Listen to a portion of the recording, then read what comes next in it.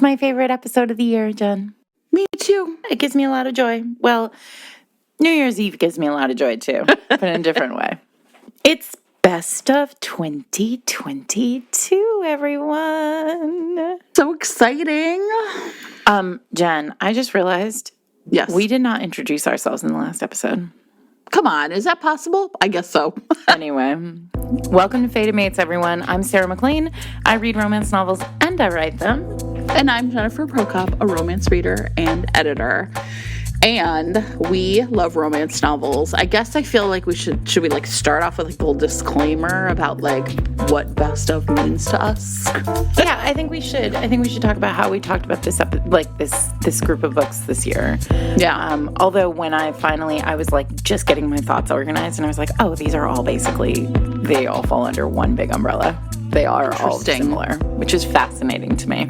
So we come up with 10 books, right? Usually it's kind of like 5 and 5, although I think we discuss and agree if there's like books we both read. We trade off. Yeah, I had a hard time coming up with this list this year because I had a hard time reading this year. Yeah. You know, I can think of lots of terrific books I started. Like, people love them, right? Mm-hmm. And I started, and like, you know, you fall asleep and then you have to go back to it, and I never went back to them. And that is not the fault of those books. No. Right? That is the fault of me and where I am right now. Yeah. This whole year, it delivered a really particular kind of book on the regular. And we've talked about this on the podcast, so I'm not going to dig too deep into it, but it delivered a kind of really soft, gentle book a lot. And you and I have also talked a lot about how part of the reason why we are such fated mates is that we prefer a book in this particular time period. I want to read books that have real edge in them. I had an epiphany last night about this very topic. Wait, before you talk about your epiphany, I just want to qualify. Again, that is not me saying soft books are bad. It's just me saying, like, soft books just really haven't been for me this year. There are maybe 2 or 3 that I've read that have really landed right, but they have to be a very particular kind of softness at a very particular time of the year, I guess. So when we talk about like best of, like our best of is very personal. Like, we're not claiming these are like empirically the best, right? Well, I think we're claiming that these are empirically good. Yeah, well, we are definitely Obviously, claiming that. But I think we're saying like these were the best books to us, right? Whatever that means. And I think I'll talk a little bit more about what that means to me. But here is my big epiphany, Sarah, because there's a lot of historicals on our list. More than ever before. Right. And I think there's a reason for that. And so this is like, I wrote this down on my phone in the middle of the night because I didn't want to forget it.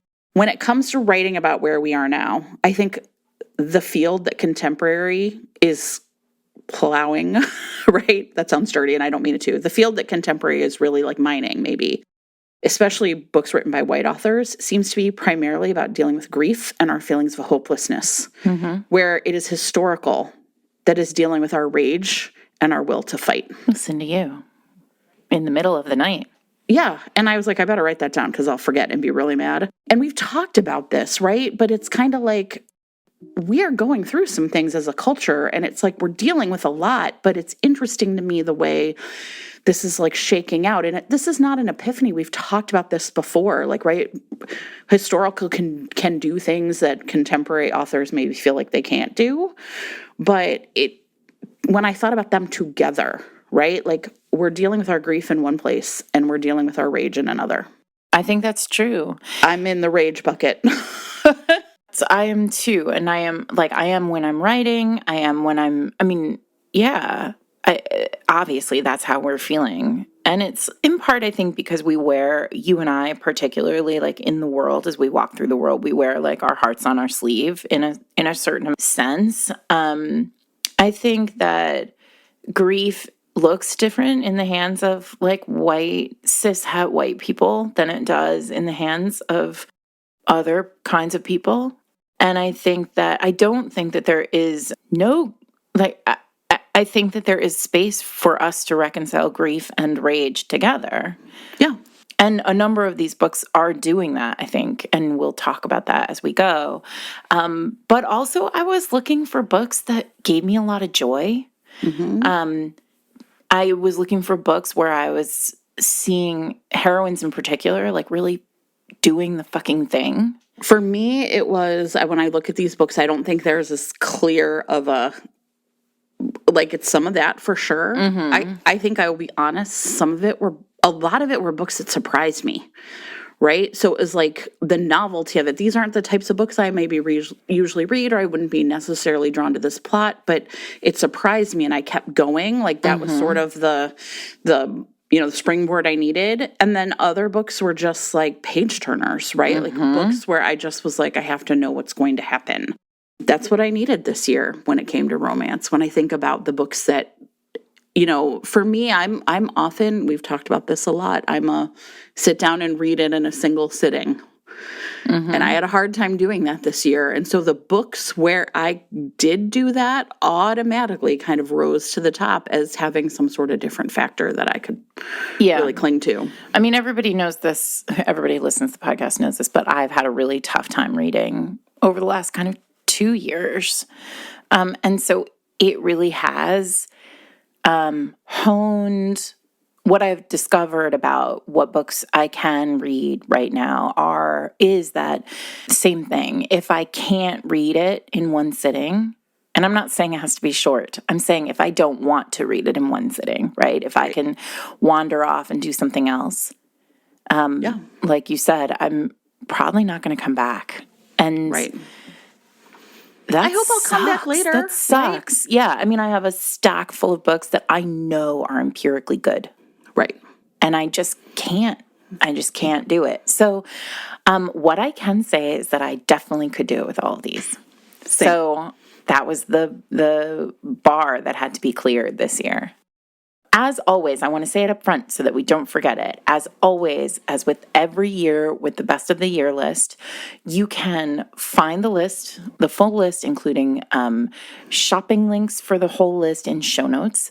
But our friends at Old Town Books in Alexandria, Virginia, as usual, as always, have put together a book box of these books. Also, Jen, I decided that we're not doing spoilers today. Like, we're going to tee up the books and then you can enjoy them. Because I also think we've selected, at least I really tried to select books that we haven't talked about at all, or that like a lot of people haven't read. Right. There's one on my list that I think everybody on the podcast will not be surprised to see, but other than that. So anyway, Old Town Books carries them. They carry anything that's in print. So if there are indie books here, if they are in print and available, Old Town will have them. If not, you'll have to get them through KU or, wherever they are. Right. But you can get the box along with a Magnificent Firebird sticker that you can usually only get if you meet us in person, and a letter from me and Jen, and support a local independent bookstore during the holidays. If you pre-order it now, today, you will get it in time for the holidays. Hanukkah this year is late, so that makes it a lot easier. So we urge you to, if you're thinking about this or you want to put this on your Christmas list or your Hanukkah list and you want somebody to give it to you as a gift, we urge you to send a link to them right now before we even start. Yeah. So that they can get that locked in and you get your box in advance of the holidays. And their page will have all of the details about like what's in the box and when they expect it to ship and like sort of all that. What's in the box? What's exciting. In the box? All right. So Sarah, you want to start? Or you want me to start? I think we should start with I'm going to start with my first one, which is the one that nobody will be surprised that is on the list. We'll get it out of the way, and everybody will be like, obviously they put a Caribbean heiress in Paris on the list. Obviously we did. So Jen and I both agree that Adriana Herrera's A Caribbean Heiress in Paris is empirically one of the best historicals of the year, possibly the best historical of the year. It's fucking fantastic, and not just because we love Adriana. Everybody knows that we try every year not to put our friends on the list, but every year there's usually like one where we're like, this podcast is free, and here is our disclaimer. This book is, sometimes your friend writes a book that's just the tits, you guys. Perfect. And you don't have a choice. So here's the thing. I just wrote this big thing about Adriana actually on my Tumblr. My new Tumblr, sarahmclean.tumblr.com. Your new, everything old is new again, Sarah. Exactly. And I said, and, originally what I was going to say, or what I sort of started with, was like, I really think Adriana is in her imperial period, as you like to say. Listen, On the Hustle is also fucking great. But we really went back and forth about which one to put on the list. But On the Hustle, we're going to do a deep dive on. So there we go. We'll all work out. And I think that what Adriana is really doing, I was thinking about this, I think she has really figured out what she is trying to do with romance right now. Yes. And I think it is evocative, and I think it is feminist, and I think it is structurally fascinating, and I think she can write a fucking sentence, and I also think she is unashamed of what gives her joy in books, right? Luz Alana, the heroine of A Caribbean Heiress in Paris, is a strong-minded, brilliant, beautiful, passionate heroine who is her own passion and commitment to her future involves essentially running her family's rum empire, but also making it better. It's this thing that has existed for however long it's existed, but she has ideas about how to make it better. And the only way that she can do this is to marry. And she finds a hero, Evan, who has a whiskey distillery that he is deeply passionate about as well. And they have a marriage of convenience that is designed initially to just last for a year until all the inheritances come through and everybody sorts everything out. And, he wants to take revenge on his dad, and she has a whole plan for her future. And they figure out a way, they're working together, and they are on a path together that is simultaneous but not intertwined. Mm. And what Adriana does over the course of this book is show you that as a heroine, that what heroines should want and what heroines should deserve in the world is heroes who are both gone for her and willing to do basically anything to ensure that they thrive. Yes. And that's what I want. That's what I want, right? That's why I come to romance. I come to romance for heroes who want heroines to thrive. Right? Yeah. I come to romance for partners who want their partners to thrive, but it is real joy when he has thighs the size of tree trunks. Yes. And a commitment to his own path, but immediately realizes that her path is in many ways the most valuable thing that he can achieve. Yeah. And it is so sexy. There is a scene on the top of the Eiffel Tower that I will think about on my deathbed. Forever. It's really sexy. And the next one comes out in May, and it's about one of Luz's friends. And I'm just so delighted by this series, which is set in an unusual setting in the 1890s in Paris. I'm so delighted by how Adriana is just pushing open the borders of historical romance in a powerful, important way. And I am very proud to say that she is our friend and a friend of the pod.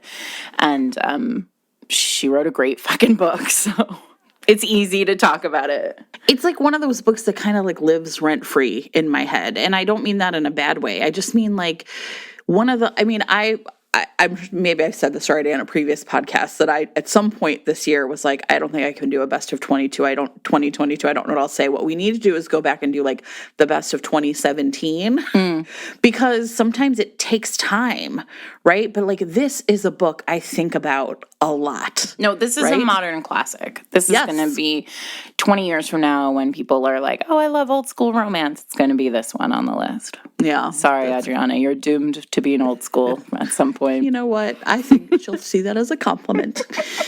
Let me talk about, I have one historical on my list, and let me talk about it next, just because it's a nice transition, I guess, it's The Hellion and the Hero by Emily Sullivan. And I kept saying The Hero and the Hellion, which is not right.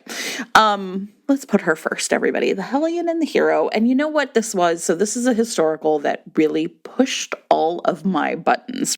So Lady Georgiana is our heroine, and I kind of, listen, I know this is terrible, but I love this, right? Like, we get all these beautiful young women out onto the marriage mart, and there's always this threat, right? That she will have to be married off to some, like, really douchey older guy who, you know what I mean? Who's like 50 and it's his second wife and he's scummy. And this is actually what happens to her. But the season that she was out, she had this, I'll call it a flirtation. Maybe a romance, right, with Henry Harris, who then, he thinks they have a chance, but she really, because of course no one ever marries the scummy old man because they want to, right? She feels like she has no choice but to do it to help her family.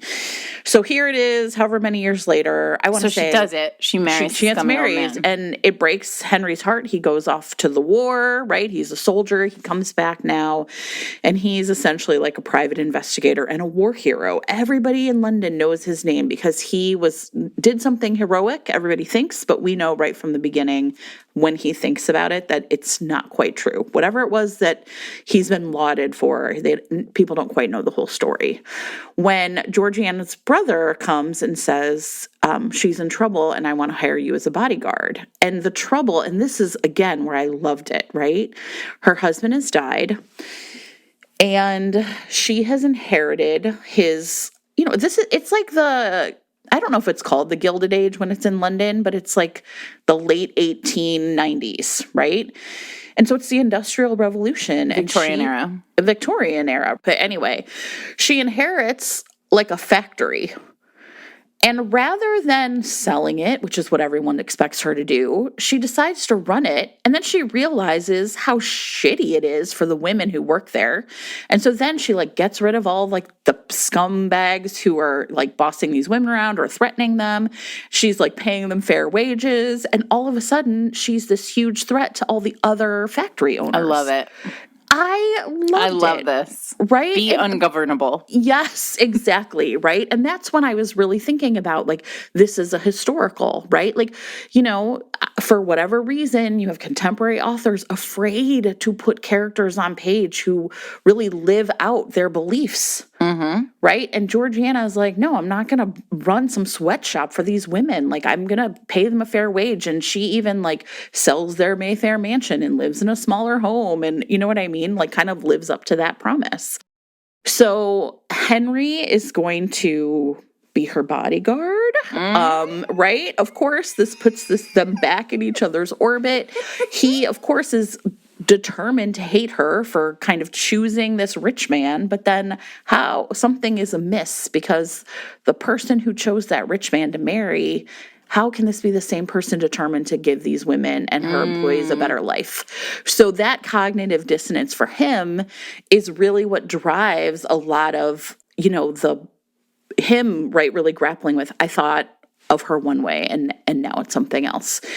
There's road trip romance elements to it, right? They have to get out of town for a while. It's terrific. And I think Emily Sullivan's going to be one of those historical romance writers to really watch. Awesome. Yeah, it's great.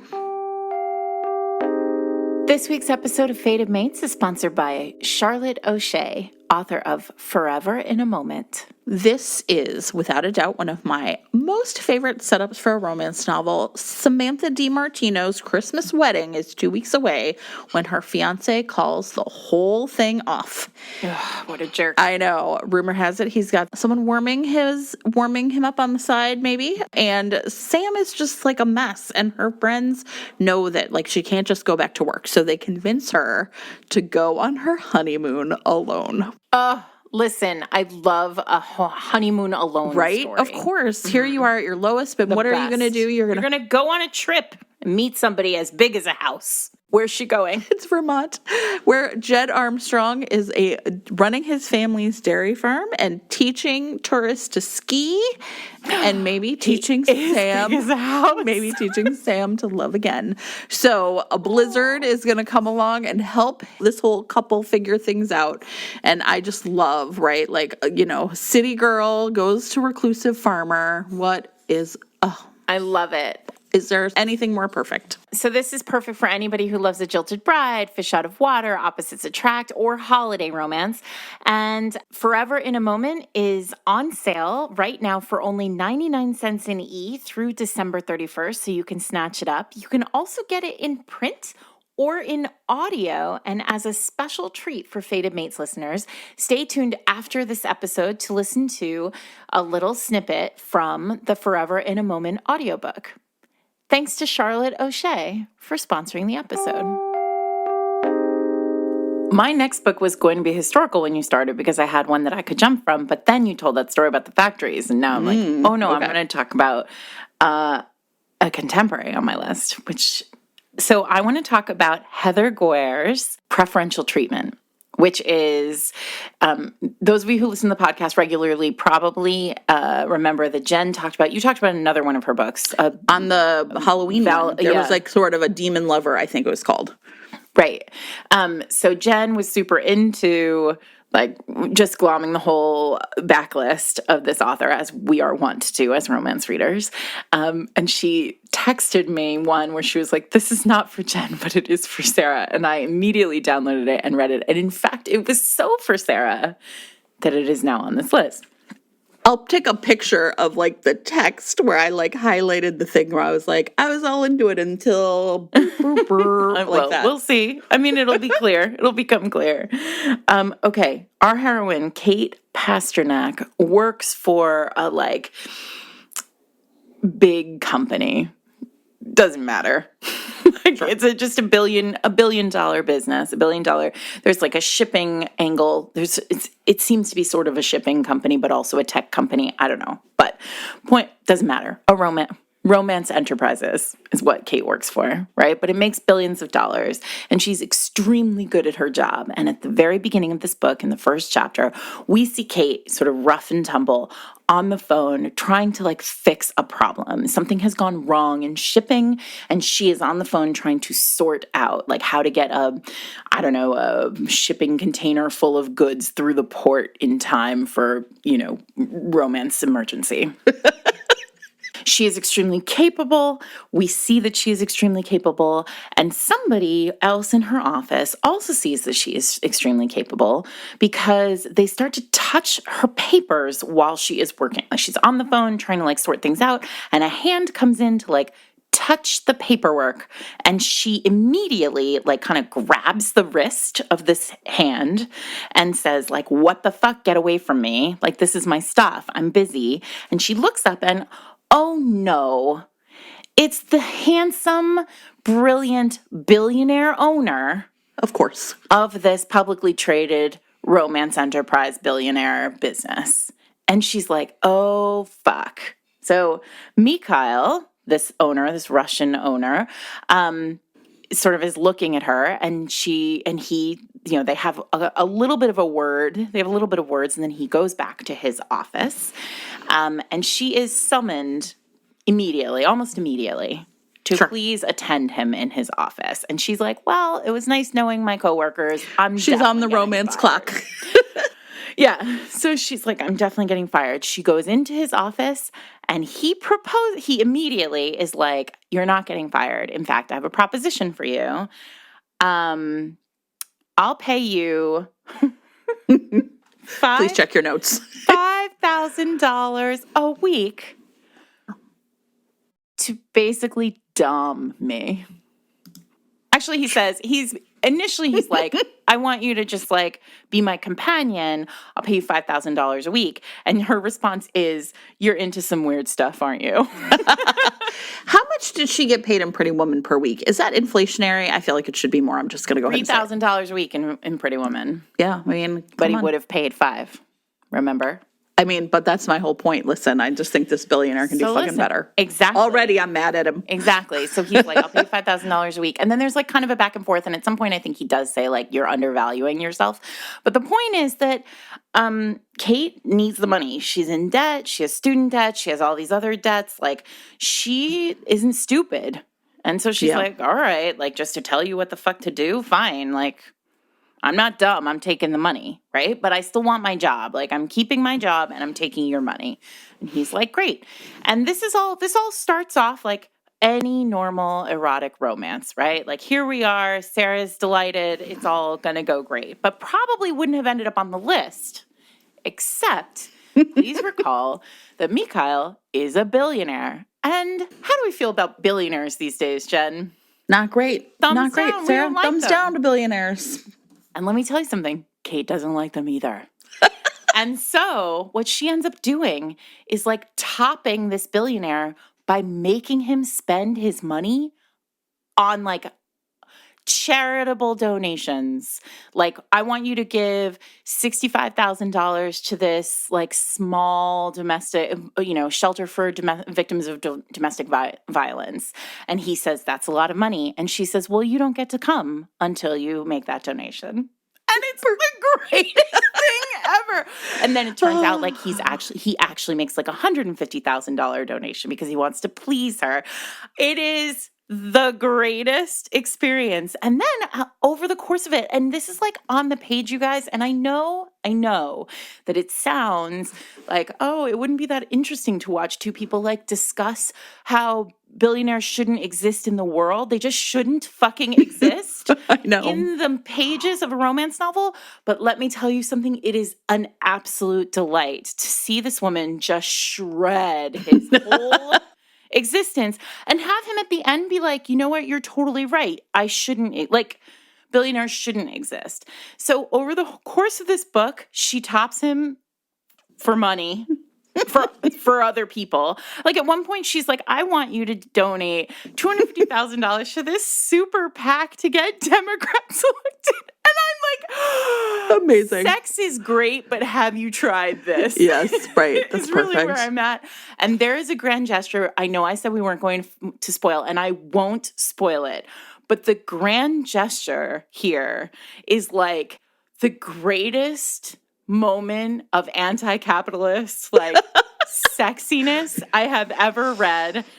I mean, of course, it has to be. Like, it has to be. Listen, to every single literary fiction author out there who's like, my book is a takedown of capitalism. I'm like, is it preferential treatment though? Oh my gosh, that's amazing. Okay, the sex is great. The writing is great. Heather, if you want to come on Fata Mates, please let us know. Yeah. Oh, yes. Okay. So here is mine. I'm gonna bring you the one that gave me that same energy as I was reading it, which is Beautiful Russian Monster by Odette Stone. Odette Stone. No, look. Consumed a month of my life. Yes. This month. Right. This now, year, rather. Sarah loved this book where this is like the previous series. I guess there's like one starts with a plane crash, and it was funny because as great as it sounded, I like could not bring myself to read it. I just don't. There was too much danger. But Kate was the one who told me to read this one. Kate Claiborne, right? And this is the second book in a series. I did not read the first one. I just read this one, and it was perfect and pure. And basically, I was like looking back through my texts with Kate when I was reading this. It's really like reading an action, like a Jason Bourne movie or like a Jack Reacher book. And by that, I mean, they do a lot of things. They go all over the world. Like, this is one of those things where it's like, we need this one thing. Her grandfather has been kidnapped. Her name's Blair. Her grandfather has been kidnapped. He's Victor. I don't even honestly, romance reasons. He's like, you need to come with me because we need to go retrieve. Your grandfather has said that, like, in order for us to, the people who want him have said they need something. And you are the only person in the world who knows how to get it and who knows what it will be and who will recognize it for what it is. And we have to go globe hopping all over the world, container ships, typhoons, all sorts of crazy shit in order for us to retrieve this thing. Okay. Which is a total MacGuffin. Like, I don't even remember what it is. It doesn't matter. It doesn't matter. It's just like a forced proximity. The Pulp Fiction briefcase. Doesn't matter. Yes, exactly. Here's like literally my favorite. I don't want to spoil it, but it's like the greatest scene in all of romance that I've read this year. So like fast forward like 30 seconds if you don't want to hear me. I mentioned this typhoon. So they're in the Philippines. A typhoon is coming. They go to this guy who's going to help them get fake IDs so they can get back out, whatever. So then they like literally walk across whatever town they're in to some hotel. And he's like, okay, that typhoon's coming. So they lock themselves in the bathroom. They like drag in, they put a mattress over like the big windows in the room. They sleep in the bathtub, and they're so tired, Sarah, that they just sleep through the typhoon, basically destroying the entire motherfucking hotel room. The windows are blown out. I mean, literally. And he was like, good sleep. Listen, romance science is also the best. Oh, and it's just, you know what it is? It's like, I think it was like the page turning aspect for me, just it totally being completely over the top, right? You know, he's torturing himself because he thinks he's not good enough for her, and he basically isn't. And the whole thing is just as completely over the top. Right. And he's right. It is as completely over the top as like that one Fast and the Furious movie where they like stunt drive a car from one building into the other. Yep. That is the energy of this book. It gives no fucks. No. And you know what I said to Kate on one of my texts? I said, this is an author who understands romance. Right? Yes. This is an author who understands romance. Listen, that punch pulling, right? Yeah. What we call taking the finger, right? Yeah. Odette Stone does it very well. It is amazing. Yeah. You know who else does that very well? Tell me. Angelina M. Lopez. There you go. So one of my very favorite books of the year is After Hours on Milagro Street, the most recent book from Angelina M. Lopez, who we've talked about before because I actually think she is the reigning queen of the badass / possibly unlikable heroine. You know, I don't particularly care for the phrase unlikable heroine, but it's in the world, so let's just use it. Angelina is very good at delivering us heroines who are really tough. They are tough to crack. They have a lot of walls. They make choices that we wouldn't necessarily make. When we meet them, often we don't care for them. And it's because they are hardened by the world that has raised them. Yeah. And I don't just mean like their family is bad to them. I mean the fucking world is bad to them. Like it is hard to be these women in Angelina's books. And they have like figured out how to just toughen up to the point where they think they are not feeling pain, right? And also they lash out. The main character of this book, Alejandra Torres, who goes by Alex, is a celebrity bartender. She works in Chicago. She has been named by Esquire magazine the best bitch in bartending, and she takes that to heart. She owns that label. She has sisters, though, and she grew up in Kansas, in an area of Kansas that Angelina also grew up in, according to the author's note. And her grandmother has owned a bar in this part of Kansas for 2 generations. And the bar is in peril. And so Alex and her sisters return to this like tiny town in Kansas where they are going to like save this bar. But when she gets there, she realizes that her grandmother and her entire huge Mexican-American family has befriended or been befriended by Jeremiah Post, a professor and historian who wants to essentially take the bar, buy the bar, make it a historical landmark, and build a museum on the site to honor the cultural history of this particular place, which is this incredibly rich cultural. There's so much in this book that's fascinating. This Kansas is one of those places that most people think of like small town, middle America as being very white. Mm-hmm. And Angelina tells a great story in her author's note, but also through the whole book about the Mexican people who lived in many of these towns to build the railroad. And so there were huge communities of Mexican Americans in a lot of these small towns in the Midwest. And their history is often unsung and lost. And so there is this kind of really remarkable kind of underlying, though overt, sort of lesson in here about history, which is fascinating, right? But then layered on top of it is this kind of very presency, like Harlequin Presents style Oh, yeah. wild story, which is, there are ghosts, there is a treasure, there is a like deed to the building that's like not the real deed to the building. There's a like snidely whiplashy villain. There's, this possibility that like the haunted bar is actually, holds this kind of big mystery, the solution to a huge sort of historical mystery.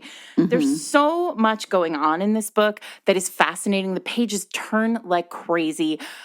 Alex has this wonderful family that there is like a real push. It feels very authentically just a big family that kind of resents her leaving, struggles with like how to bring her back into the fold. She has to learn kind of how to be a decent person now. Yeah, her father was an alcoholic and kind of pushed her. She fled that world, and now she has to come back to it. And then on top of all that, it is bananas hot. It's amazing. She and Jeremiah are sleeping in the rooms above the bar, and the walls are so thin that their beds are pushed up against each of the walls. So like when they are lying in their beds in their separate rooms, if one of them talks, the other one can hear it. And so they decide, like, they have massive sexual chemistry. They bang. Of course. Right away. But then they decide, like, oh no, like us having this kind of relationship is like not actually good for us to like find the ghost, solve the deed, win the treasure, like whatever the fucking thing is, right? At one point, the heroine is like, I feel a lot like we're in like an Indiana Jones movie, right? Because it does feel that way. It's delightful. And so they can't do it, but they sure can talk about doing it. Ooh, if they are lying in their own beds with a wall between them. The scene is like incendiary. It's so good. You guys, this is bar none one of the best contemporaries of the year, and I'm so excited for you all to read it. I love it. Okay, let me hop from there to The Hookup Plan by Farah Roshan, which also has a little bit of workplace enmity, I'd say, but with an added bonus of kind of enemies to lovers, second chance.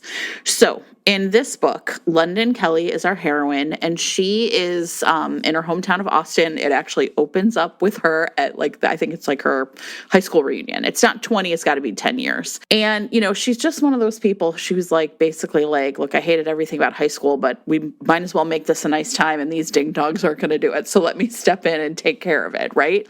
So she's just like really one of those people who like takes care of business, right? She's a pediatric surgeon.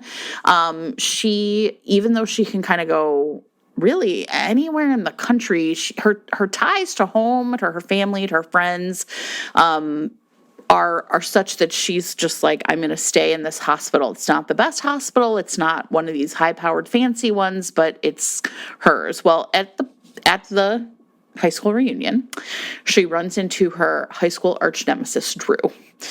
And these two, she thinks of him as being essentially like her primary rival in high school, right? Like she wanted to be valedictorian, but he was right there nipping at her heels the entire time, right? And so there was all this animosity she felt towards him, but like that animosity 10 years later has turned into chemistry, and they do it. Like, right? They like she's like, I'm just gonna have this one night stand with them, get it out of my system at the high school reunion. We're right here in this hotel. We might as well go upstairs and do it.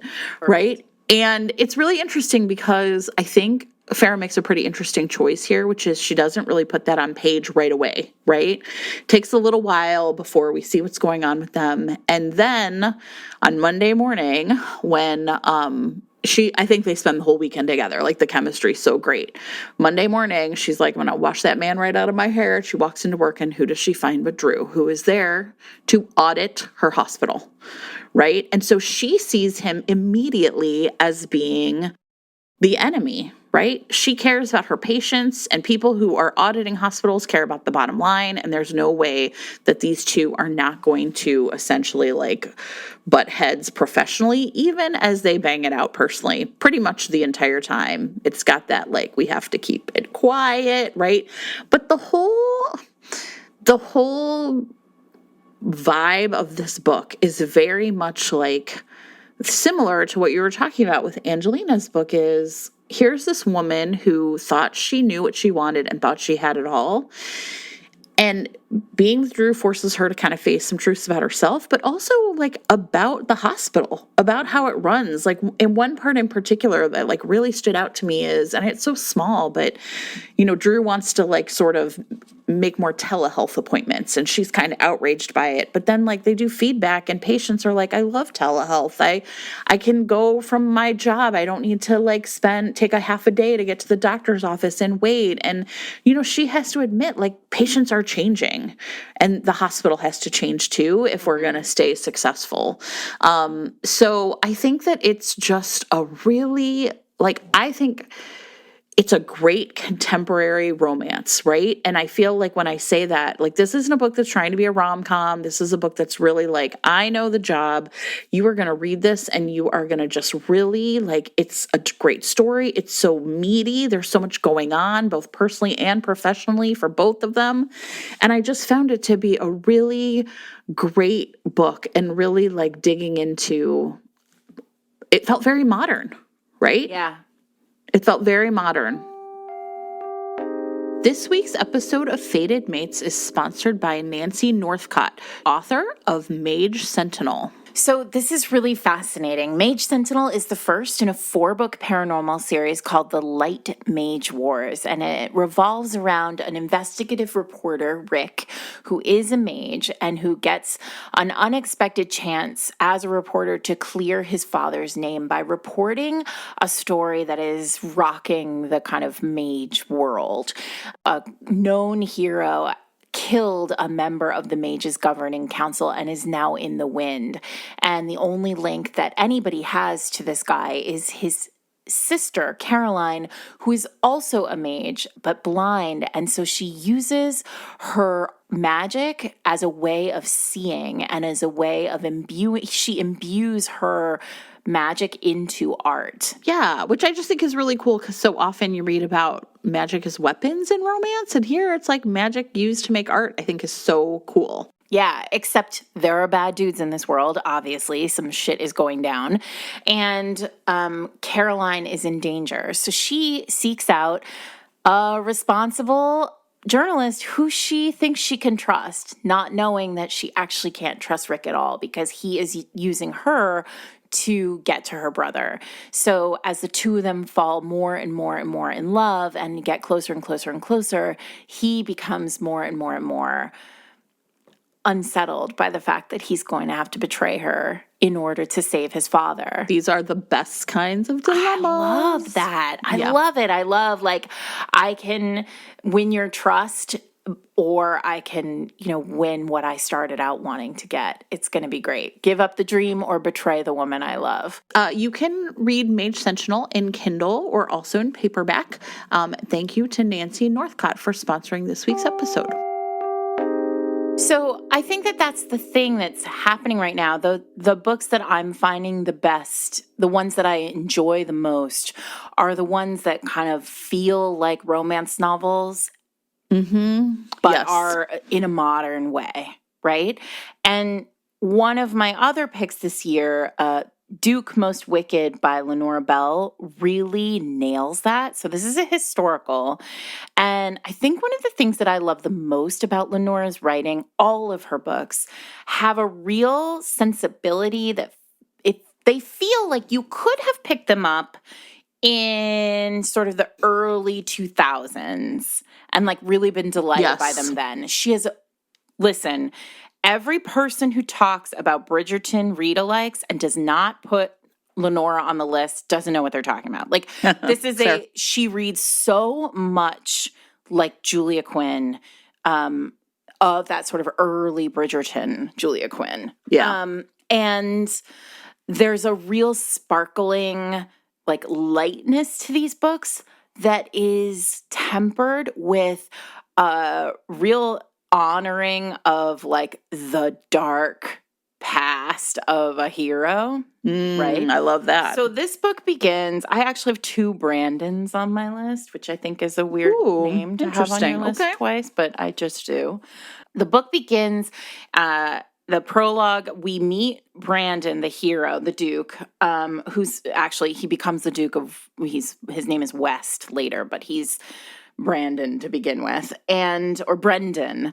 And we meet him, and he is a boy, and his father hates him, like is cruel and terrible to him. Mm-hmm. And we don't really know why. We don't know what the deal is about this, but like then there is a new child born who is a boy, and the father like essentially like treats him absolutely horribly, beats him, and then sends him to school, and he never sees his father again.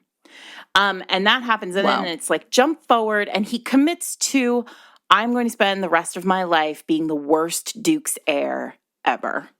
And so he like commits to like paupering his father's estate, like spending, like running ragged, ruining his reputation. Like basically he like spends his entire life, the next 15 years of his life, just wrecking himself in the hopes that he will also wreck his father, which he does. The unfortunate thing is that he has 5 sisters. Who, when the dad dies, become his problem. And he loves his sisters. He dotes on his sisters. And, like, we meet him in chapter 1, like, with these like, this problem group, right? He's got all these sisters. He's got to marry them off. And there is no money because he has spent it all. Being an asshole. Right? So it's kind of great. Hoisted on his own petard, right? So his sisters have a music teacher, Miss Viola Beaton. I mean, the cutest romance name ever. And I just want to read this. When she is first introduced to the reader, it is with, if Miss Viola Beaton were a character in a novel, she's the heroine's best friend. Oh, but she's going to be the heroine of this one. And Viola has been teaching these girls music for long enough that she has the biggest unrequited crush on West that you could possibly imagine. And you know I love an unrequited love. Of course. And she is just like consumed. She stammers anytime she's around him. She's awkward and weird. And like these two are perfect together. I mean, like watching them fall in love is magnificent. And at the same time, horrifying because the whole time you're like, she has no money. He has 5 sisters. How's it going to work? Is this ever going to work out? And it works out beautifully because Lenora is very smart and had a whole plan all along, and it's all going to be fine. Whew. But it's like great in that way that like truly delicious, like classic romances are great. The setup is perfect. You know exactly what the problem is, and you're just along for this like delicious, happy, joyful. I mean, it's not always happy, but like it gives you a lot of joy kind of ride. Oh, I love it. Okay. Lenora Bell. All right. I am going to talk about Mistakes Were Made by Meryl Wilsner. And the last 2 books I have to talk about are definitely in the like books that surprised me category, right? And by which I mean, well, in this case, based on the premise, I was like, I'm not sure this book is for me, because what it is Cassie is a college senior. But she has friends that are like, it's a small school, and she has friends that are kind of all through the college. So she has a friend that's like actually a freshman, and it's like parents' weekend. But Cassie's like a loner. She basically has like a deadbeat mom and has like a friend whose family has sort of taken her in. But like Cassie's really alone in the world, and so she's got a lot of complicated feelings about everything going on at parents' weekend. And to avoid, kind of campus, she sidles out to a local bar and picks up this beautiful older woman named Erin. And the next morning, when her friend is like, let's go to have, my mom's here for parents' weekend and I can't stand her and she drives me crazy. So like, let's come with me to breakfast because then you can like even it out. I'm Who your do you mom think it is? now. I'm your mom now. Yes. And you know what, Sarah? Like, I think part of it is because, look, if you've read Meryl's first book, like, they don't really play around with, like, sort of consent. Like, this is not gonna be a book that's just like kink. This is like a serious romance about someone sleeping with their best friend's mom. And I was like, I'm not sure I can do it, right? My child is in college, too real. But the thing that is spectacular about, and, Erin, their college, I think, is like in Massachusetts, and Erin lives in New Hampshire. So, it's like not like quite the same town. There's like a lot of questions already built into the system about how it's going to work. Now, I was lucky enough to interview Meryl when they were in town a couple weeks ago, like I think probably in October, about the book. And one of the things that they said that I thought was really interesting about the book is, and I think this is ultimately why it worked for me, is because they meet as equals, right? It's an age gap, but this is not something where Erin is like getting a charge out of sleeping with her daughter's best friend or whatever, right? Because they meet as equals and they have sex that first night out in a car in the parking lot, they are always equals. And so then it's just really a matter of figuring out, like, how is this going to work? And then how do we reveal our secret? Right. And so you really find yourself thinking like, well, how are they going to, Meryl, how are you going to get these two together on page? It can't be that all of a sudden Erin's visiting the college every weekend. Her daughter doesn't want to see her. Well, it turns out that she agrees to go home with her best friend for the winter holidays. And it is so hot and it's so sexy, but it's also so tender, right? Where you have Erin coming out of a divorce, Cassie really facing like the prospect of adulthood on her own. And like these two really make something that is so believable and so real. And I read it with a smile on my face. And also it's super hot. I'm not trying to say you can't smile when it's hot, but it's both of those things. But mostly, like I said, I think based on the premise, I thought, I'm not sure this is going to work for me. And it is so well done. It's so much fun to read. It's a real joy. Nice. Well, I also have a kind of tricky relationship for my last pick. Last year, we put Diana Quincy's Her Night with the Duke on the list. Was it 2 years ago? Was it 2 years ago? I don't know. I'm doing it again. I'm putting a Diana Quincy book on the list again because it was so good. Here's my other Brandon. The first one's a Brendan. This one's a Brandon, but he's actually an Alex because listen, Marquis disguised as a footman. I love it so much. I mean, anybody disguised as like a servant in a historical, I'm just for it. This is the best.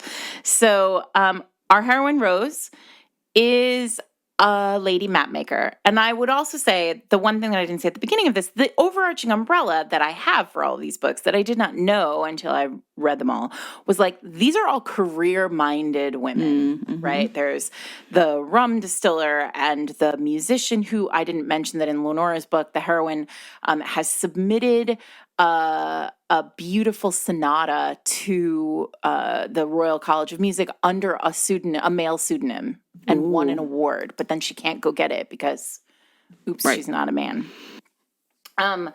Anyway, so Diana, this heroine is a map maker, and she is a skilled map maker.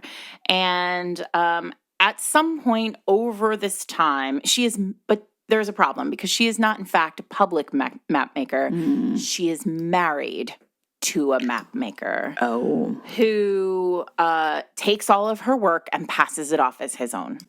Of course he does. And so our hero, Alex, Marquis of Brandon, turns up and he is very upset because this particular map maker, something has gone wrong with the map of his estate and the neighboring estates, and part of his land has been drawn to his neighbor and not to him. And so he, for romance reasons, can't just like accuse this map maker of shenanigans. Instead, he has to pretend to be a footman and disguise himself and like get to the bottom of like this map making problem, which is fine. Look, it doesn't matter.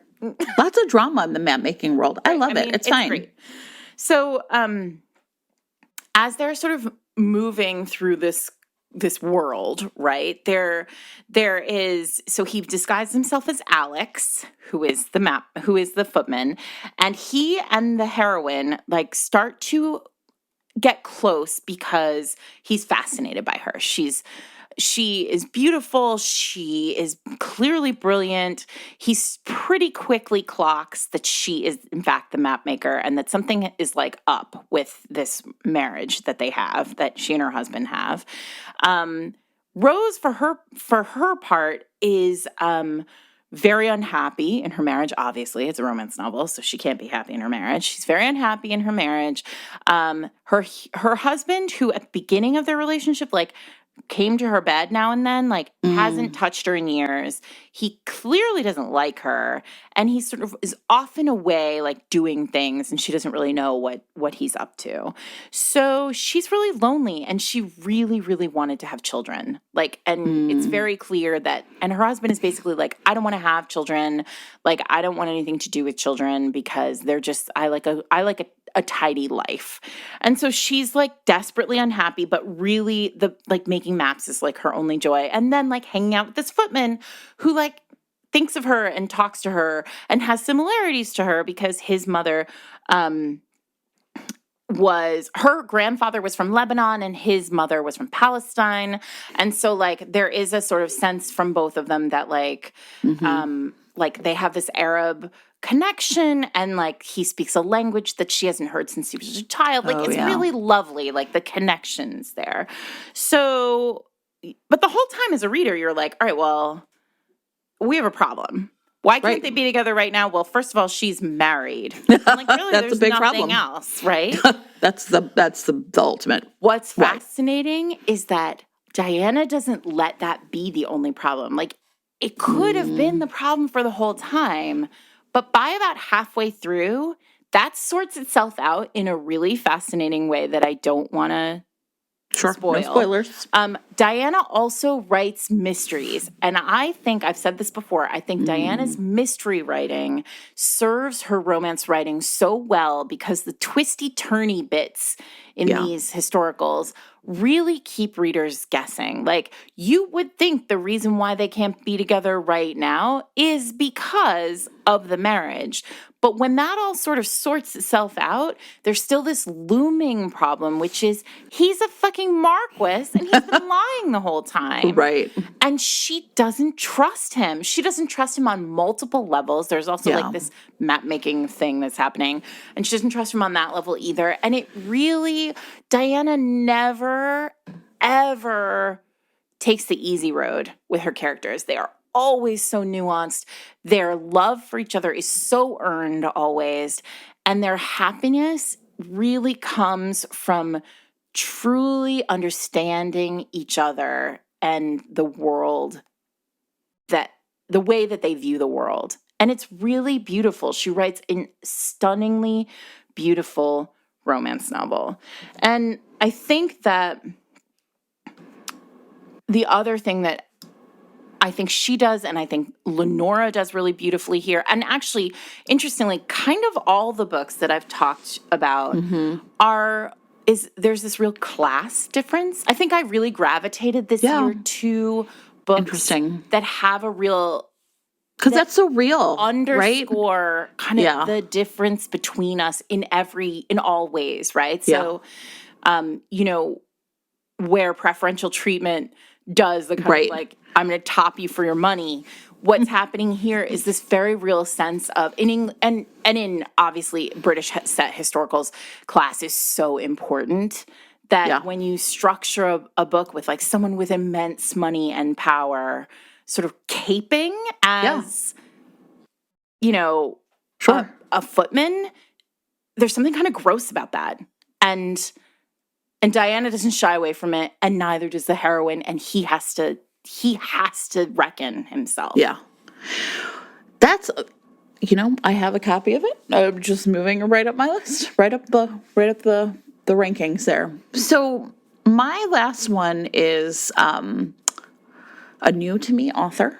and pretty new to romance. I think this is only her second novel. It's Return to Cherry Blossom Way by Jeannie Chin. Oh, yay. And I mentioned this book really briefly, but I think I knew the minute I read it that not only was this going to I've been sort of saving this book for last because I feel like such hope about romance when I think about this book. Mm-hmm. Right? So, and I want to shout out, I don't really pay a whole lot of attention to TikTok, but I think that Jeannie was on the forever TikTok talking about this book, and it came out on August 23rd, which was the day your book came out. It was just like a buzzsaw. It was 800 romances. Too many books out that day.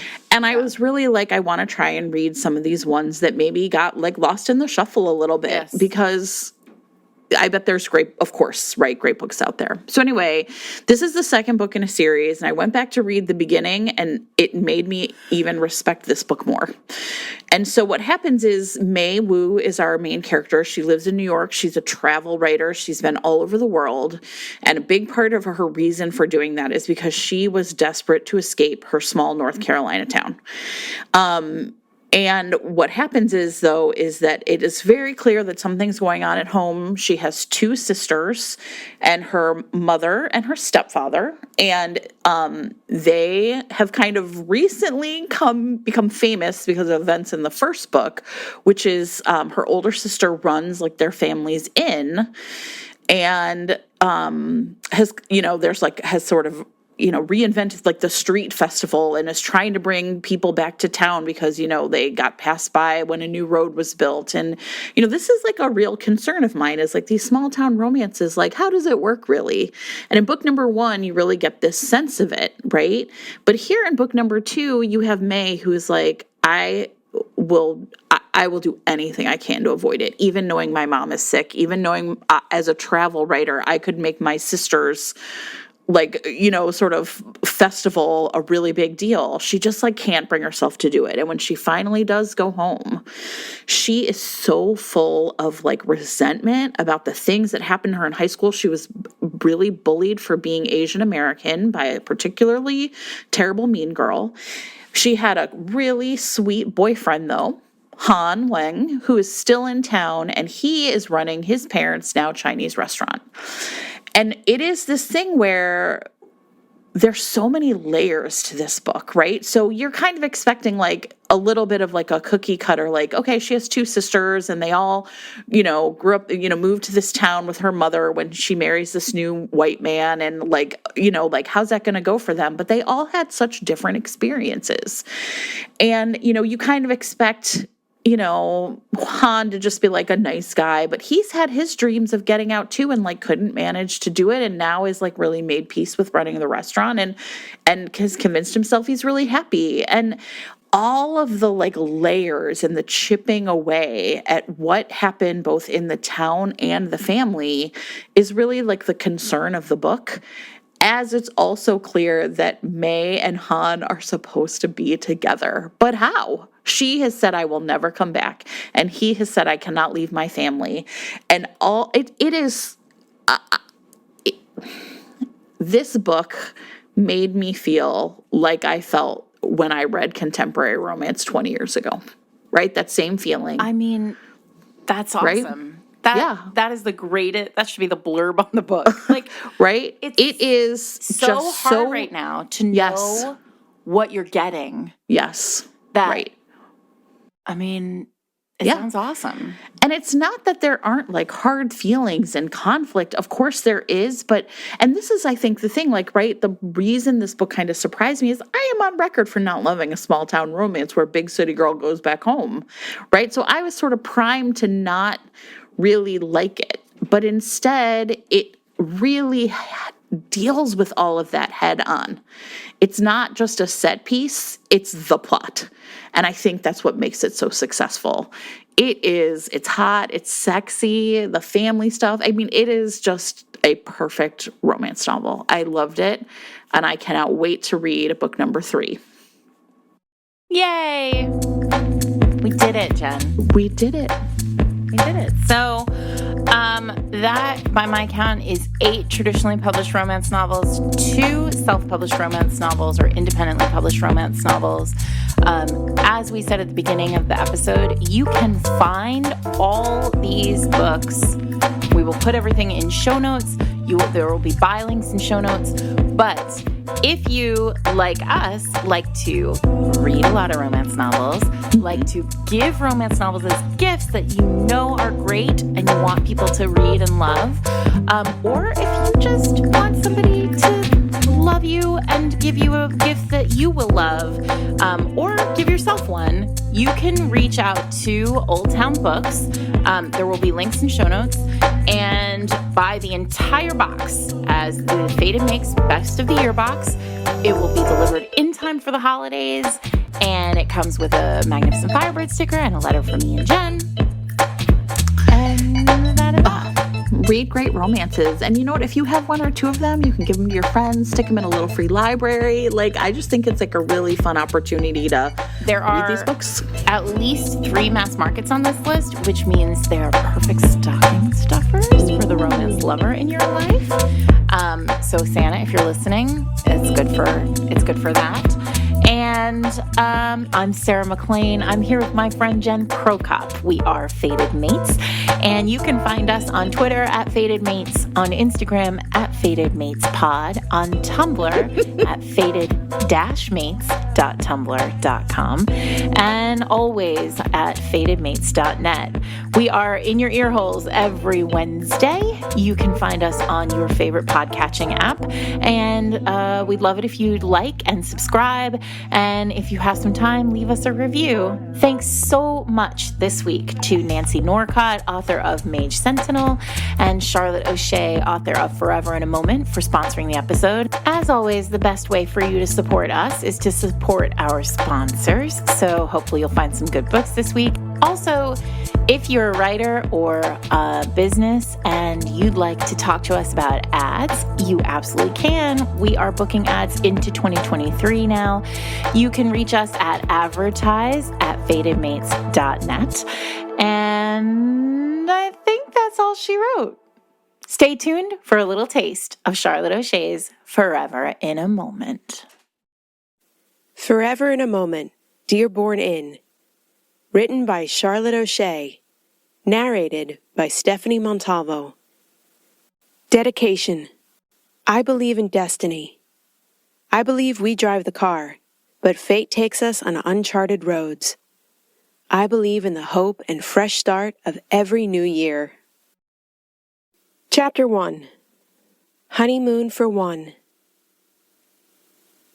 How did I, Samantha DiMartino, end up driving a rental car in a snowstorm on my way to a tiny town in Vermont on a honeymoon for one? I'll tell you, but I'm warning you now. Keep your comments to yourself until the end. It's not pretty. That Friday started out like any other day, and by any other day, I mean every other day. You can set your watch by my schedule. No, actually, you could run NASA by my schedule. It's that frickin' predictable.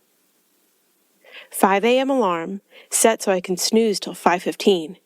Work out, shower, protein shake. Select another just this side of state outfit from a closet full of, yes, I'm a curvy woman, and yes, you must take me seriously, wardrobe choices. Since I spend the entire day stuck in my tiny office, in theory, I could wear Daisy Dukes and a cut-off tee, but parental decree dictates otherwise. 10 hours a day, every day, I'm poring over the federal, state, and city tax code, and rulings along with writing the occasional memorandum of law. I don't meet with clients. I am a junior lawyer in a tax firm. Even my desktop finds me so boring it yawns and shuts down on a regular basis. I leave the charming shoebox I call my apartment to walk 1.5 miles to the office. Uber if it's raining because my hair. It's long, thick, and wavy, and no amount of clever angle cuts or fancy YouTube tutorials can prevent it from blowing up into cartoon hair at the slightest hint of precipitation. 8 a.m., I greet Dad. sometimes Mom at the door of their adjoining Lower Park Avenue offices. We're always the first ones there. Naomi and Jeremy, who share our receptionist and assistant duties, show up closer to 10 a.m. Then I sink into regs, opinions, and precedent. Like it's my job. Because it is. I don't pick up my head till my yogurt and apple lunch at exactly 12 noon, unless it's to answer a query one of my parents pose about a client. My mom, Lena LaRusso DiMartino, is an accountant, and my dad, Sam Sr., is a lawyer. Dad and I are DiMartino LLP. In the adjoining office space is LaRusso Accountants. The accountants are my mom and my fiancé, Ben Talisi. I mean, ex-fiancé. You'll excuse me because habits are tough to break, especially, I'm realizing, for me. For almost 3 years, I've been calling Ben my fiancé. I'm such a creature of habit. You can tell what day it is by the color of my shoes. Fridays are red, which I hope is self-explanatory. But back to that Friday. It wasn't just any Friday. Yet, like every Friday since even before we got engaged, Ben and I planned to have dinner together. At 6 o'clock if it was a working dinner, with takeout in our shared conference room, or 6:30 if we went out to our usual place, Park Avenue Burger, home of what I called the boring burger, where the salads were unfashionably tiny and the desserts predictably inedible. However, it wasn't just any Friday for a number of reasons. First, it was 2 weeks before our wedding. Second, it was 2 weeks before Christmas. Third, I had some news to give Ben. And fourth, it turns out Ben had some news to give me. Ben suggested, no, he insisted we go to Park Avenue Burger, and in retrospect it made sense. We were such a sensible couple. If he was going to break up with me 2 weeks before our wedding, he was going to do it in a public place, where the legendary DiMartino temper, seldom seen but feared all the more because of its elusive quality, could not be unleashed. Or so he thought. Oh, Sam, you didn't! There's shock and awe in Tracy's voice. And I don't mind saying that if I have to tell my girlfriends a sad and sorry tale of being dumped 2 weeks before my wedding, I'm glad there are some moments I can look back on with a smile. Make that a smirk. I did. I guess those tone-up workouts really jacked my arms because I lifted that table like it was an empty pizza box. And then what happened? That's Beth. She's a New York City school teacher. Idealistic and tough as nails. He brushed himself off, but I'm guessing he took a hefty burger and fry sent home with him to the lovely Crystal, along with my ring. You gave the ring back? Tracy and Beth both shrieked at the same time. Other diners in the Turtle Bay Tavern we chose as our impromptu girls' night out spot barely look in our direction, but Tracy and Beth are apparently appalled. Tracy is an event planner and always has the Emily Post etiquette angle on everything. Beth has been my righteous protector ever since our middle school's Mean Girl Squad made fun of the embarrassing, too early, beginnings of my centerfold figure. Seriously? Why would I want it? Because it's almost 2 carats. They're both flabbergasted. No. I spent all of last night wondering how it all went south, and I decided I was much as fault as he is. He can keep the ring. Give it to Crystal. I don't care. I don't need the reminder of a lesson learned. You're not the one who cheated. No, I don't mean it like that. And he didn't cheat right away. When Crystal came back to New York, he says they were just meeting up. 2 college friends, blah, blah, blah. 2 college friends who were inseparable all through college. Tracy sips the last drop of her margarita before pursing her lips in disapproval. Yeah, and after 8 years apart, he still had feelings for her. My voice droops against my will into a half whine. He should have told you right away. That's Beth. I nod and search for an upbeat tone in the depths of my wine glass. I raise my head and flip my work-appropriate ponytail back over my shoulder. He should have. He shouldn't have waited, and it kills me because I know why he did. My mom planned to give him a stake in the accounting firm when we married. He waited because he had to calculate whether marrying me and getting equity in the firm was worth giving up Crystal. And yeah, he's going to take her, not me. Not even half interest in Mom's firm could tempt him to stay. It sounds like you're defending him. Tracy motions to the server for another round, and my wine glass is quickly refilled with a buttery winter Chardonnay. Sure you don't want something stronger? That's Beth, who chugs another mouthful of her beer every time I say Ben or Crystal's name. No, I say decisively. Old habits again. I can't remember the last time I had anything more alcoholically caloric than white wine. I owe my curves to pasta and cheese, although I usually limit myself to 1 glass, 2 at the most, and only on a Friday or girls' night out, because it isn't every day a woman gets dumped 2 weeks before her wedding. I'm not defending him. I cared for him and he hurt me. Still, the shock of this got me thinking, what if we both had a lucky escape from each other? We were in a rut, and if he hadn't met Crystal again, if we married, would we have been happy? Was he marrying me for a piece of the accounting firm? Was I marrying him because he was there, reasonably attractive, and I'm 30 years old? I'm 30 freaking years old, and I haven't had a date since college. In law school, it was study, study, study, then celebrate with post-exam boozy brunches. Then I segued right into my dad's firm. You know what's really horrible? I continue in a groaning ramble. Ben isn't my soulmate, not even close, and I went along with all of it. I take another restorative sip of wine.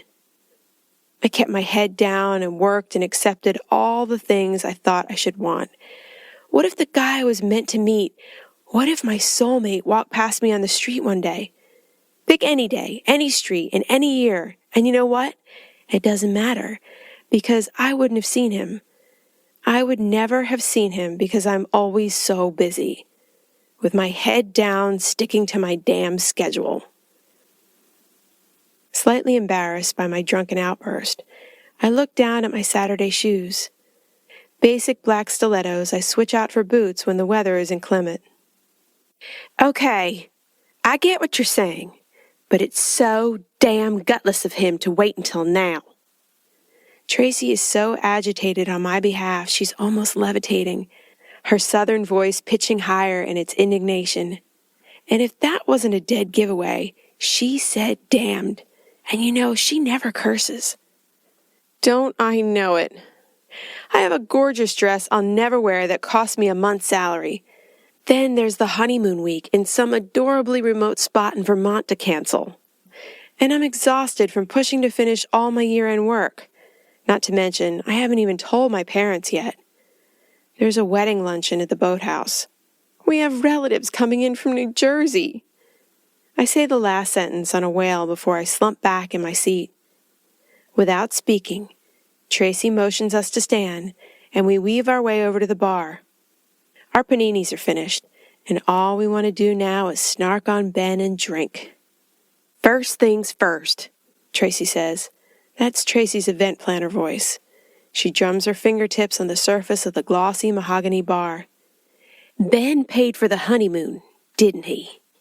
He did, I nod. So, one problem solved. You're going on that honeymoon. I'm hardly in the... Beth raises her hand in front of me, teacher style, and I shut up. Tracy continues. You said yourself you've cleared your desk through the new year.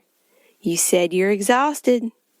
If I know you, you have a closet full of cute ski clothes you were ready to take on this trip. Not a trip. It was our... I stumble over the word because this wasn't just a trip, and I'm not part of an hour anymore. And damn, I want to scream because I do have a closet full of useless, cute ski clothes I'll never wear now because I don't even know how to ski. Finally, you said you and Ben were in a rut. Well, Sam, I hate to say it like this, but Ben is out of his rut, and you're still stuck. Forget about your schedule. Forget about work. Forget about the reason for this trip, and just go. At my nod, the bartender refills each of our particular poisons. When I'm still silent and sipping my wine, Tracy pipes up again. Damn, girl, Ben paid for it, and you will go if I have to kidnap you to get you there. That gets a choke chuckle from me. Tracy, you pipsqueak, you couldn't kidnap a fly, much less me. I am so toned right now, I could bench press you. Still, she's right. I could use the break. I could use being around people I don't know, who don't know me, or the mess of my life right now. I could use a little R&R in a remote spot. Ben is out of his rut all right, and rutting his one true love.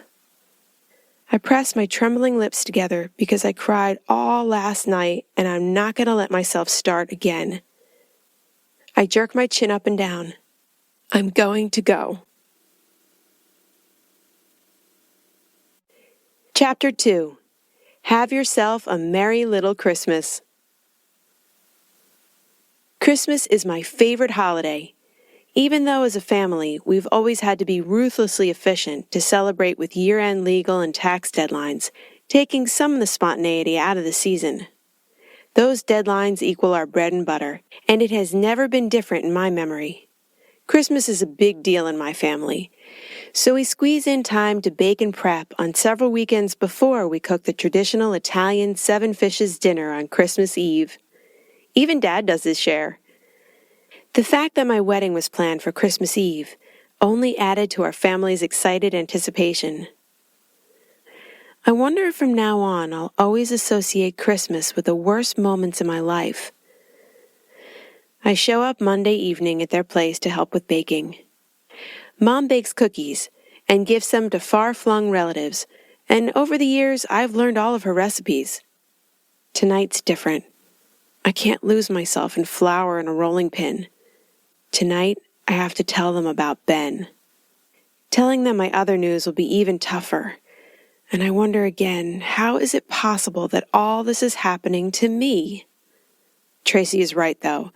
I'm so ready for a break, and I'm glad to have an escape like the Vermont trip to look forward to on Christmas Day. Am I running away from my problems? No doubt. When I get to their pre-war apartment, Mom is already out of her business suit, her body sleek in athleisure wear. In middle school, it became apparent I inherited my abundanza figure from Dad's side. Currently, Mom and I look more like cousins than mother and daughter. Mom's dark hair is pulled back in a smooth chignon in preparation for an evening in the kitchen. Andre Bocelli is mid-Ave Maria aria, and the apartment smells like almond paste and lemon zest. Dad's casual wear is Mom's mirror image, and he's actually tying on an apron around his toned middle when I arrive. My heart sinks, because I'm about to mess up their evening, so I dive right into my prepared speech. When I'm finished telling them about Ben, their mouths are gaping open. I pin a big smile on my face because I have to play this right. I can't show my own pain, because Ben isn't only a future son-in-law to them, he's a future partner in the accounting firm. They're going to take this news hard.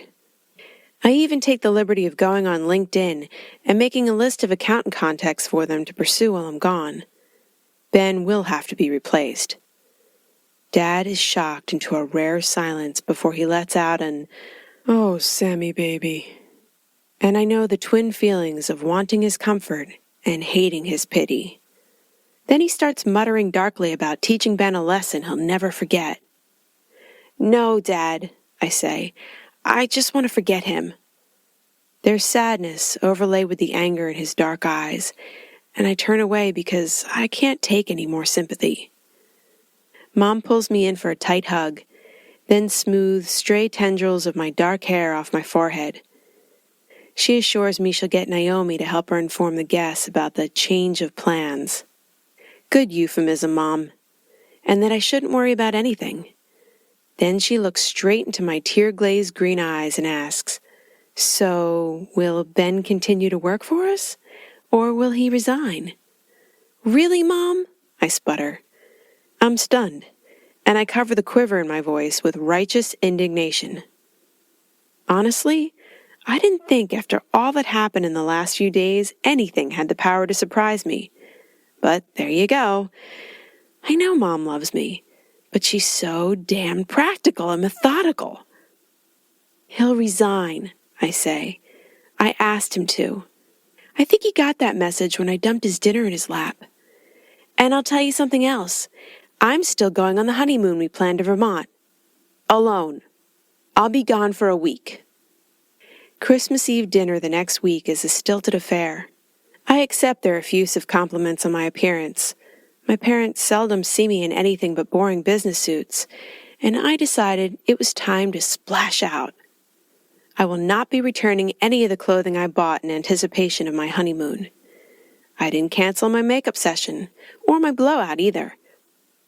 I flip my newly styled hair over my shoulder like this is our typical Christmas Eve celebration, and not the night that was supposed to be my second as a married woman. I have mercy on them, though. I don't mention the unworn wedding dress, which is already in Tracy's possession. I needed it out of my sight, stat. And she has ideas for consigning it or something. I don't care. Everything in my life is upside down, and I don't care. The next day, sitting in the back of the Uber sedan Ben hired to take us to Vermont, a few things hit me. My life hasn't been upside down for a while. Maybe never. Did I ever doubt I would become a lawyer like Dad? Not really, unless it was to consider becoming an accountant like Mom. But I didn't quite have her head for numbers. I'd been an economics major and added a teaching certificate coming out of college. The ink was barely dry on my diploma before I started studying for the LSATs. Such is the life of an only child.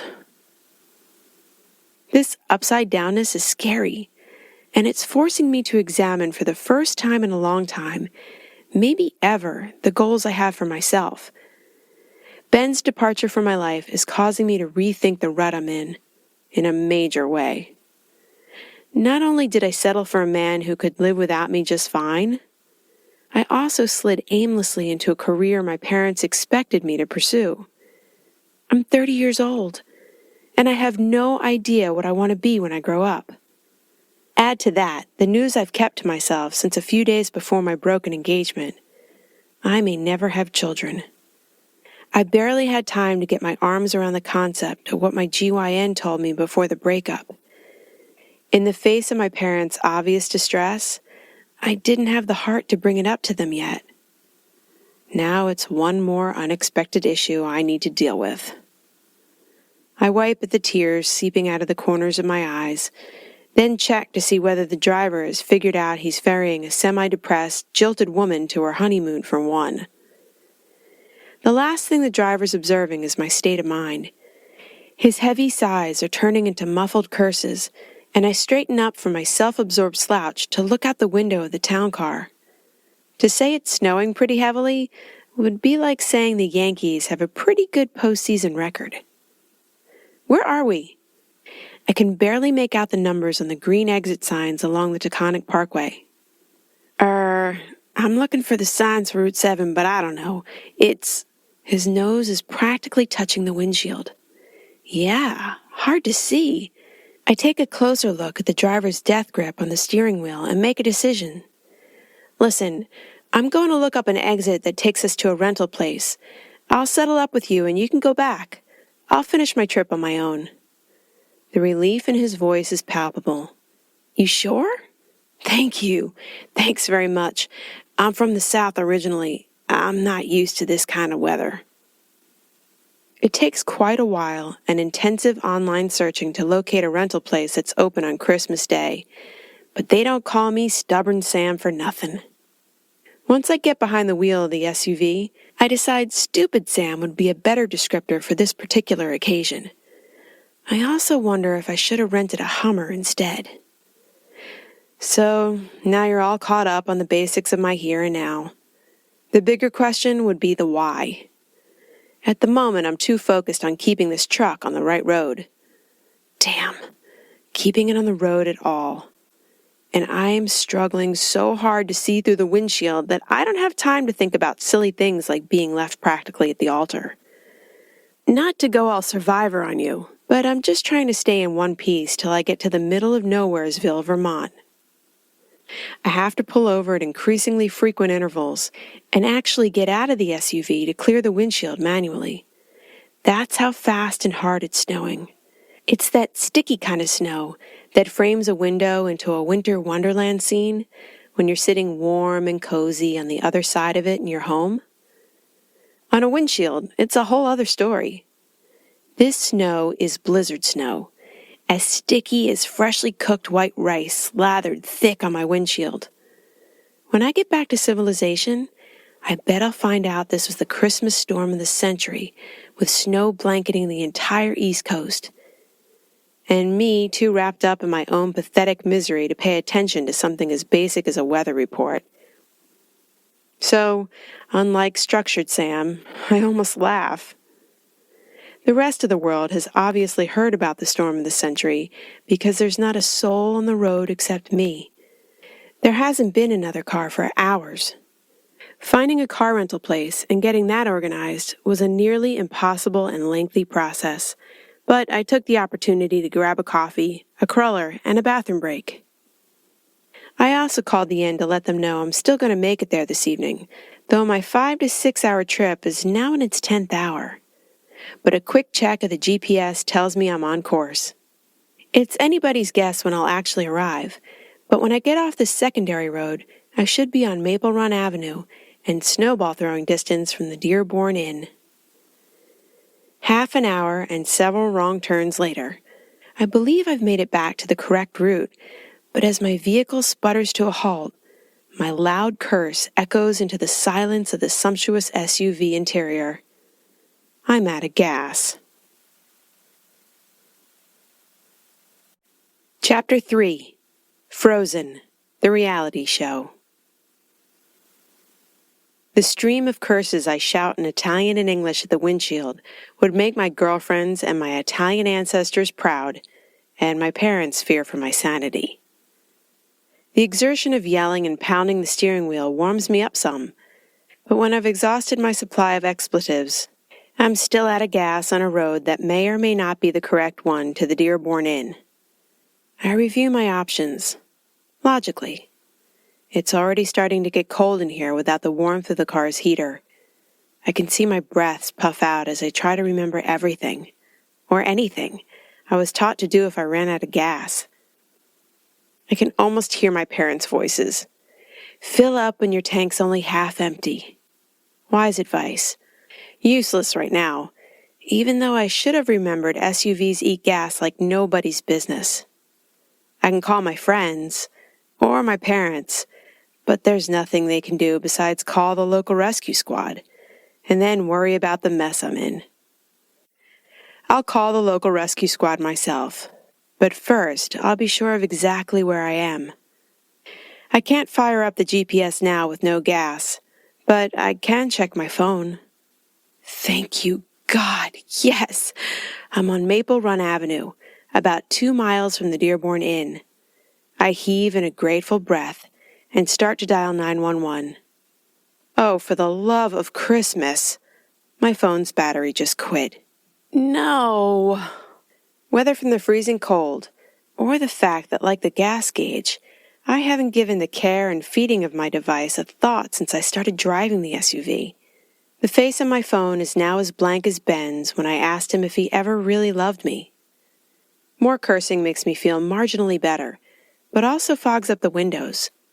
My options are painfully obvious. Stay in the car and wait for help, or start walking. If I stay in the car, I may freeze. No, I'll certainly freeze. It's Christmas night after 10 p.m. No doubt most people are in post-Christmas celebration mode. Feet propped, warm drink in hand, and if they're lucky, in front of a fire. The rest are asleep. If an emergency crew comes along to clean the road, I will be seen. I check the road, but it's impossible to determine when the crew came by last. The driving portion of the road is packed snow. The sides of the road are piled several feet high with snow the plows push there. How long will it be before the next time a snowplow comes down this road? I'm on the main road into town, so maybe soon, but it's equally possible the plows are busy in the outlying areas near the mountains. Maybe the town issued a warning, and all the citizens of Willow Springs, sensible country people as they must be, heeded those warnings and are sitting tight, riding out the storm. After another round of cursing, I come to a decision. It was never my nature to wait till something happens, and to the extent I ever wait, I always regret it. I'm cold, and I'm already wearing all the outerwear I have. I'll warm up if I walk briskly. I walk to work every day, and at most the inn is 2 miles away. "You've got this, Sam," I murmur. I'm not the type of person who talks to herself. In New York City, that kind of behavior is actually not so unusual, but nevertheless frowned upon in professional circles of every kind. I pull my fleece-lined ski hat lower over my ears and wind my scarf, a beautiful Italian wool my mother gave me several years ago, around me till it covers my chest and chin. Then I zip my ski jacket up to my neck. My gloves are on, and I decide to check the trunk in case there's a blanket or something else useful inside. Score! 1 blanket and 2 flares. The blanket is the silver, high-tech body heat preserving kind people wear after marathons, and it will do fine as a cape. I pull it over my shoulders before I position the triangular flares in front and in back of the vehicle. I debate how much damage it might do to the SUV's interior cables and wires if I open the hood, but then I do it. The mammoth white vehicle is already covered in snow, but maybe this way whoever drives by next will see it before they crash into it. It's still windy, and I'm not sure, but I think that means the storm is still a ways from over. Tiny pinpricks of icy flakes pelt me sideways. At such a fast pace they steal my breath, and I'm forced to walk with my head down to avoid the gusts. Head down means it's a challenge to walk a straight line, as the wind pushes me towards the snowdrifts at the side of the road every few steps. My boots, which are more apres-ski than hiking style, are doing a valiant job keeping me warm, but stepping into snowdrifts every couple of feet has pushed snow down past the shearling lining into my socks. I start to sing. I guess I'm one of those people after all. I decide if the last words I utter on this earth are Christmas carols, then so be it. I refuse to allow Ben to make me hate a holiday I have adored since I was a toddler. "Stop it, Sam," I mutter. "Don't be morbid." I lose track of time. Has it been minutes? Or am I approaching the half-hour mark? I should be a grown-up and wear a watch, but my phone usually suffices. The lights from the inn should be in view any moment. That sight will surely give me the energy to power my way to the finish line, like I do when I see the final mile notice pop up on the treadmill. But I don't see the lights yet, so I keep singing.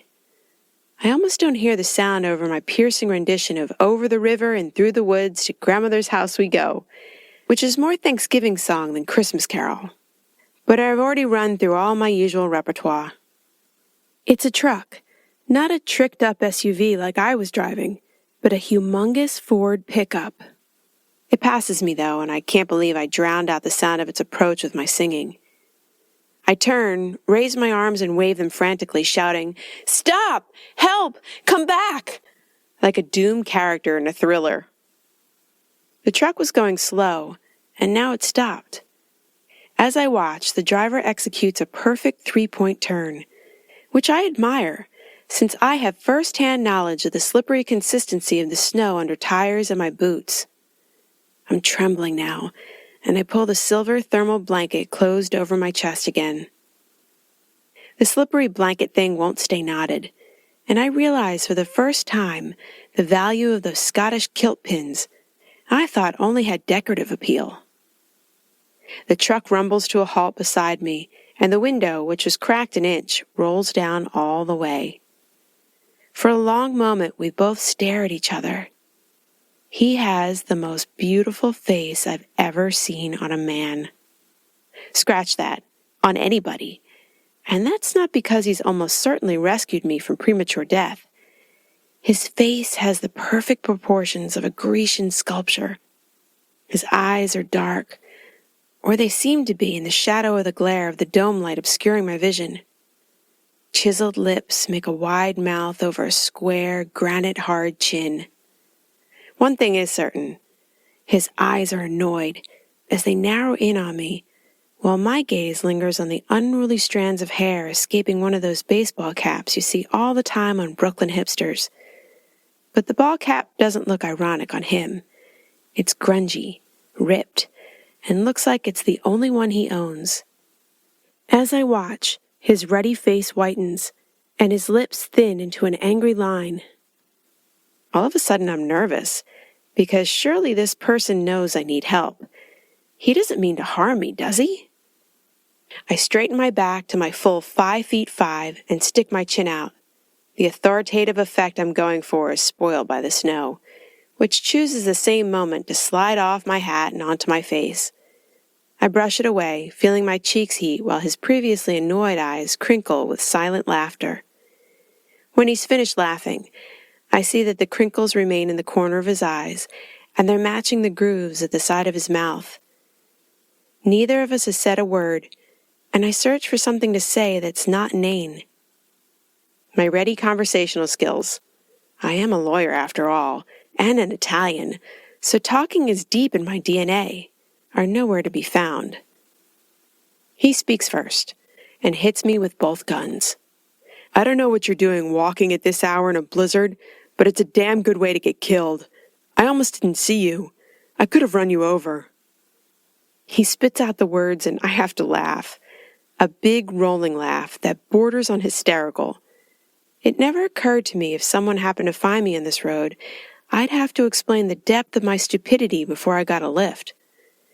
I just hoped I'd be lucky enough to get a ride before I collapsed in the snow. This isn't funny, he says. Listen, buddy, if I wasn't laughing right now, I'd be crying. You're from New York? You see someone stranded on the side of the road and you think to ask where they're from? Do you want to see my driver's license or something? I hitch my chin even higher if possible, but I can't suppress the violent shudder that quakes through me. Stopping my forward motion for the seconds it's taking to talk to this truck driver has caused my blood to freeze and my muscles to scream in protest. I can't stop another shiver, and I pull the silver blanket closed again. That galvanizes him into action. He jumps out of the cab to stand at my side. He pulls the cap off his head, then jams it back on. I'm sorry. He shakes his head as if to clear it. I'm sorry. Please, get in and tell me where you're headed. I'll give you a lift. For some reason, I want to refuse, and I rapidly weigh my options, as if I have any. If this guy is a murderer, I'm a goner. He's at least 6'2", and built like a modern tank. A broad-shouldered, lean-muscled, slim-hipped, work boot-wearing tank. I'm so cold, though. I say the only thing I can think of. I have to make him understand I will be missed if I don't show up at the inn. I'm on my way to the Dearborn Inn. I'm expected there, and I called to say I'd be there shortly. They're waiting for me, so... He nods. You're almost there. Hop in. I climb in, and the blast of warmth from the cab's heater is as rewarding as winning a summary judgment motion. I'm still shivering, though, and he fiddles with the heater till all of the vents are pushed in my direction. Would a murderer care if I froze? I decide to give him another chance. He's alone on Christmas night, just like me, so maybe his life isn't all kicks and giggles either. Thank you for the lift.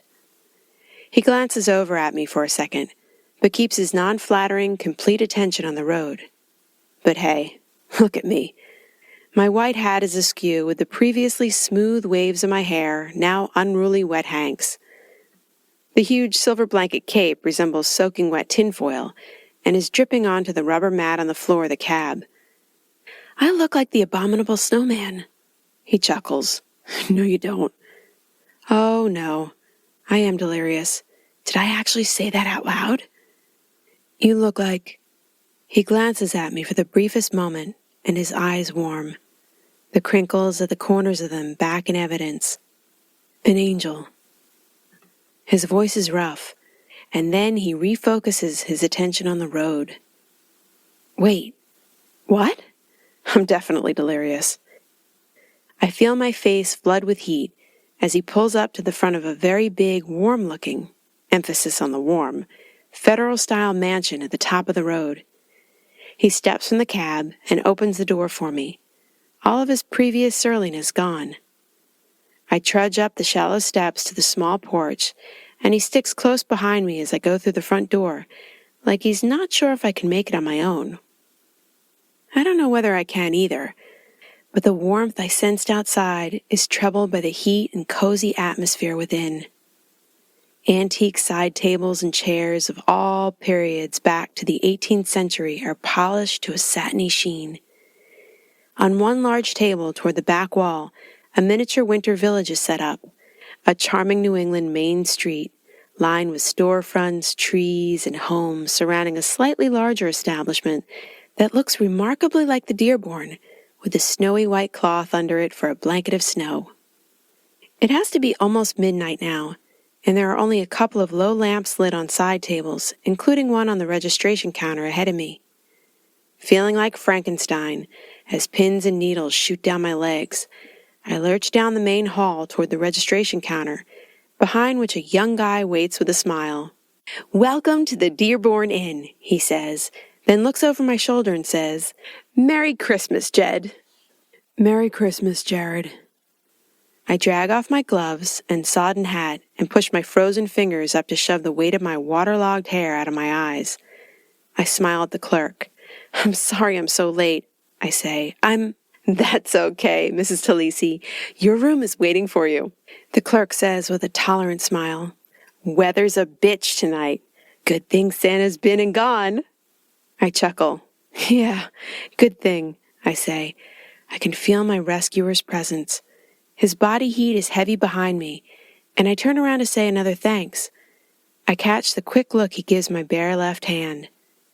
"Thanks again," I say, smiling, refusing to dwell on my bedraggled appearance, my hat and thermal blanket crushed in the crook of my arm.